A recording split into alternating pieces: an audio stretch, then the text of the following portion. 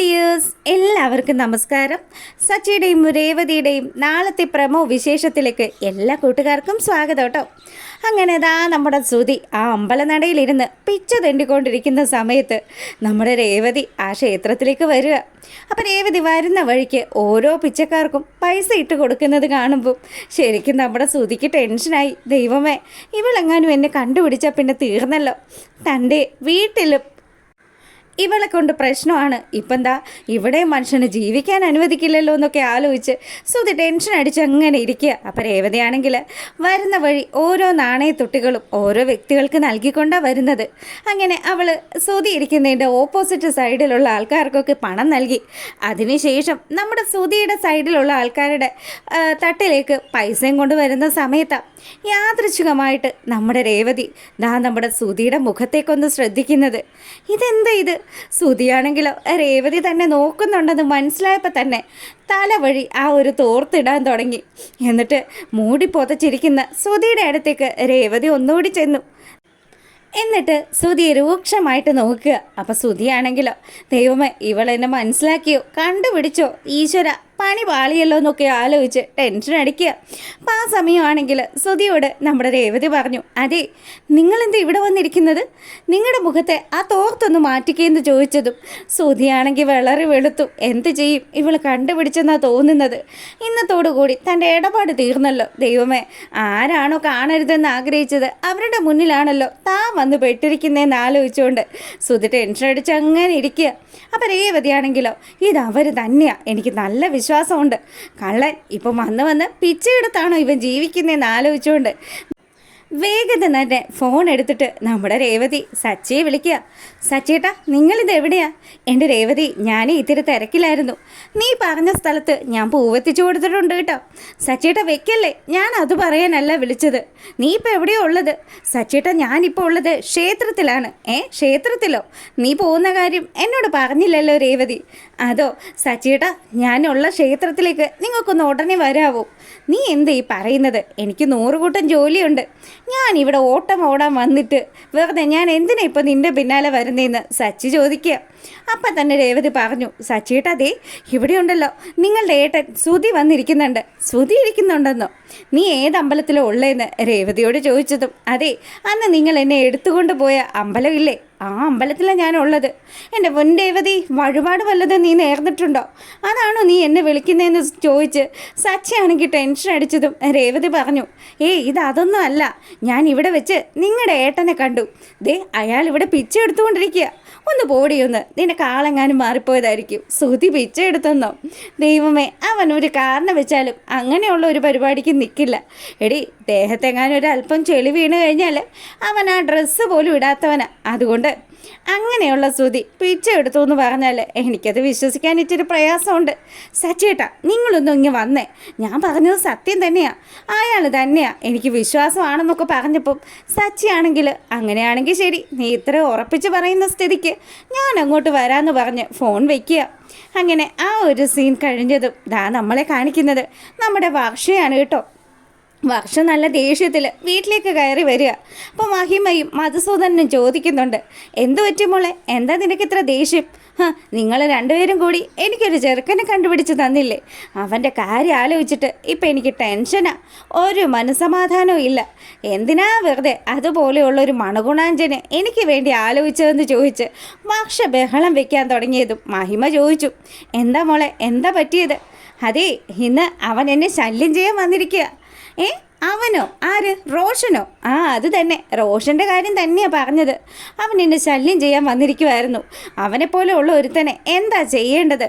എന്തായാലും ഇന്ന് സച്ചി വന്നില്ലായിരുന്നെങ്കിൽ എൻ്റെ കാര്യം പോക്കായിരുന്നു എന്ന് നമ്മുടെ വർഷ പറയുക. ഇത് കേട്ടപ്പോഴത്തേക്കിനും മഹിമയാണെങ്കിലോ, നീ എന്താ പറഞ്ഞു വരുന്നത്?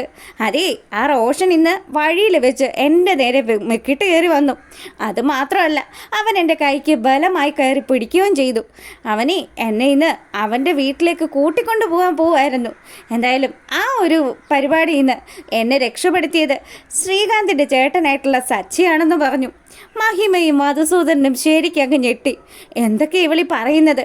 അപ്പം നീ അവൻ കാരണമാണോ നീ ഇന്ന് രക്ഷപ്പെട്ടത്? അതെ, ഇന്ന് അയാൾ വന്നില്ലായിരുന്നെങ്കിൽ ദേ ഇന്ന് എല്ലാ കാര്യങ്ങളും അവതാളത്തിലായേനെ. പിന്നെ അവനിട്ട് നല്ല കണക്കിന് കൊടുത്തിട്ടാ സച്ചി വിട്ടിരിക്കുന്നതെന്ന് പറഞ്ഞു.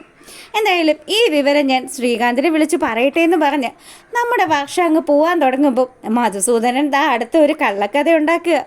എൻ്റെ മോളെ, നിന്നെ പറ്റിക്കാൻ എന്താ എളുപ്പം?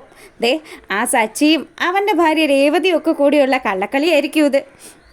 റോഷനെ നിൻ്റെ പിന്നാലെ വരാൻ വേണ്ടിയിട്ട് സച്ചി തന്നെയായിരിക്കും പറഞ്ഞയച്ചിട്ടുണ്ടാവുക. എന്നിട്ട് ആ ഒരു നാടകവും കണ്ട് വിശ്വസിച്ച് വന്നിരിക്കുക. സച്ചി രക്ഷകനാണ് പോലും. എൻ്റെ പൊന്നു മോളെ, അവരെല്ലാവരും കൂടെ നിന്നെ പറ്റിച്ചതാണെന്ന് നമ്മുടെ മഹിമയും അതുപോലെ നമ്മുടെ മധുസൂദനും വർഷയോട് പറയുക. അപ്പം വർഷ പറയുന്നുണ്ട്, എന്തിനാ നിങ്ങളിങ്ങനെ കള്ളത്തരം പറയുന്നത്? ദേ അന്ന് രേവതി ചേച്ചിയുടെ ഹസ്ബൻഡ് അച്ഛനെ തല്ലിയിട്ടുണ്ടെങ്കിൽ അച്ഛൻ അത് കിട്ടേണ്ടതായിരുന്നു എന്നാണ് ഞാൻ അറിഞ്ഞത്. അച്ഛാ, സംസാരിക്കേണ്ട കാര്യങ്ങൾ മാത്രമേ ആരോടാണെങ്കിലും സംസാരിക്കാൻ പാടുള്ളൂ. നീ എന്തൊക്കെയാ മോളെ പറയുന്നത്? ഇപ്പം അവൻ വലിയ രക്ഷകനായി അവതരിച്ചത് കൊണ്ടാണോ നീ അവനെ ഇങ്ങനെ ന്യായീകരിച്ച് പറയുന്നതെന്ന് നമ്മുടെ വർഷയുടെ മുഖത്ത് നോക്കി അച്ഛൻ ചോദിക്കുക. അപ്പം മഹിമയും വിട്ടുകൊടുക്കുന്നില്ല. അതേ, നീ ആ സച്ചിയും രേവതിയും ഒക്കെ കള്ളക്കൂട്ടങ്ങളാ. അല്ലെങ്കിൽ മോളൊന്ന് ആലോചിച്ച് നോക്ക്.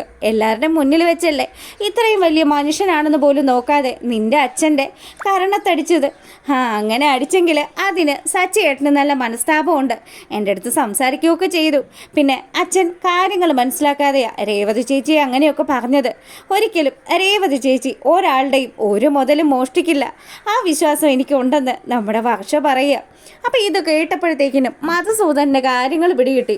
ഇവൾ എന്തായാലും ചന്ദ്രോദയത്തിലേക്ക് പോകാനുള്ള സാധ്യതയൊക്കെ കാണുന്നുണ്ടെന്ന്. അങ്ങനെ നമ്മുടെ മധുസൂദനാണെങ്കിലോ അടുത്ത നമ്പർ എടുക്കുക.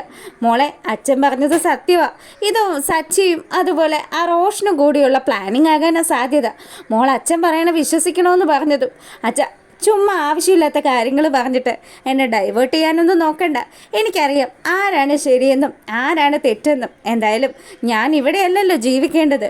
ഞാൻ ജീവിക്കേണ്ടത് എൻ്റെ ഭർത്താവിൻ്റെ അടുത്തല്ലേ. അപ്പം ഞാൻ എന്തായാലും അങ്ങോട്ട് തന്നെ പോകുമെന്ന് പറഞ്ഞ് വർഷ ദേഷ്യത്തിൽ അങ്ങ് നടന്നു പോവാം. ഈ സമയമാണെങ്കിലോ നമ്മുടെ സച്ചിത രേവതി വിളിച്ചു പറഞ്ഞതനുസരിച്ച് അമ്പലത്തിലെത്തുക.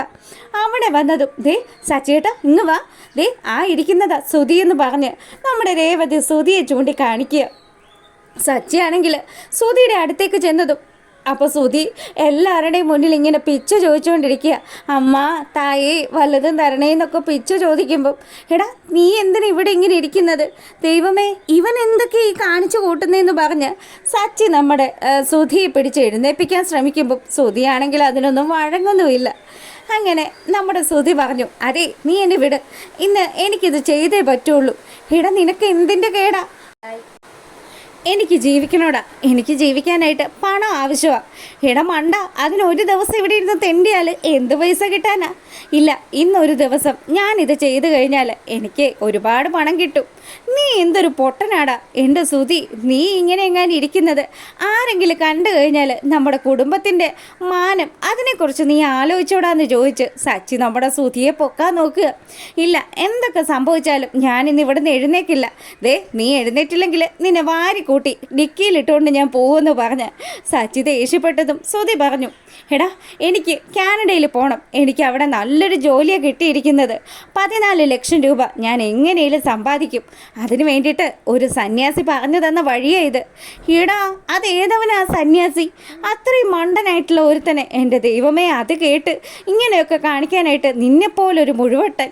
അങ്ങനെ നമ്മുടെ സുധിയെ കയ്യോടുകൂടി കൂട്ടിക്കൊണ്ട് വരികയാണ് സച്ചിയും രേവതിയും കൂടി. ഈ സമയമാണെങ്കിൽ സുധിക്ക് കാറിൽ നിന്ന് ഇറങ്ങാൻ ഭയങ്കര ബുദ്ധിമുട്ട്. അല്ലടാ, ഞാൻ എങ്ങനെ ഈ വേഷത്തിൽ? അയ്യോ പാവം മനുഷ്യൻ, ഈ വേഷത്തിൽ അവിടെ അമ്പലപ്പറമ്പിലിരുന്ന് തെണ്ടുന്നതിനൊരു കുഴപ്പമില്ലല്ലോ. എന്നിട്ടാണോ എടാ മര്യാദക്ക് വണ്ടിയിൽ നിന്ന് ഇറങ്ങ്. അല്ല, ഇവർക്ക് നാണക്കേടായിരിക്കുമെന്നേ. എന്നാൽ ഒരു കാര്യം ചെയ്, ആ തോർത്തെടുത്ത് നിൻ്റെ തലവഴി മൂടിക്കോളാൻ പറഞ്ഞ് നമ്മുടെ സച്ചി സുധിയെ കാറിൽ നിന്ന് ഇറക്കുക. അങ്ങനെ സുധിയുടെ ഡ്രസ്സൊക്കെ ഭയങ്കര മുഷിച്ച നാറ്റവും കാര്യങ്ങളും ഒക്കെയാണ് കേട്ടോ. അങ്ങനെ നമ്മുടെ ചന്ദ്രമതിയുടെ വീട്ടിലേക്ക് കൊണ്ടുവരുമ്പം ചന്ദ്ര സച്ചിയോട് ചോദിക്കുക, എടാ എടാ എടാ നിൽക്കടാ അവിടെ, നീയൊക്കെ ഈ ആരെയും ഇങ്ങോട്ട് കൂട്ടിക്കൊണ്ട് വരുന്നത്, കണ്ട വഴി കിടക്കുന്ന പിച്ചക്കാരനെയൊക്കെ വിളിച്ചുകൊണ്ട് വരികയാണോ എന്നൊക്കെ ചോദിച്ച് ചന്ദ്രമതിയാണെങ്കിൽ ഒച്ചപ്പാടുണ്ടാക്കാൻ തുടങ്ങിയതും നമ്മുടെ രേവതിയും സച്ചിയും പറഞ്ഞു, എന്താ ഇത് ആരാണെന്ന് അറിഞ്ഞിട്ടാണോ ഇങ്ങനെയുള്ള ഒരു മനുഷ്യനെ നിങ്ങൾ എന്തിനാ ഇങ്ങനെ പറയുന്നതെന്നൊക്കെ പറഞ്ഞതും രേവതിയോട് ചന്ദ്ര ചോദിച്ചു, നീ എന്തിനാടി ഈ പിച്ചക്കാരനെ ഇങ്ങനെ ബഹുമാനിക്കുന്നത്?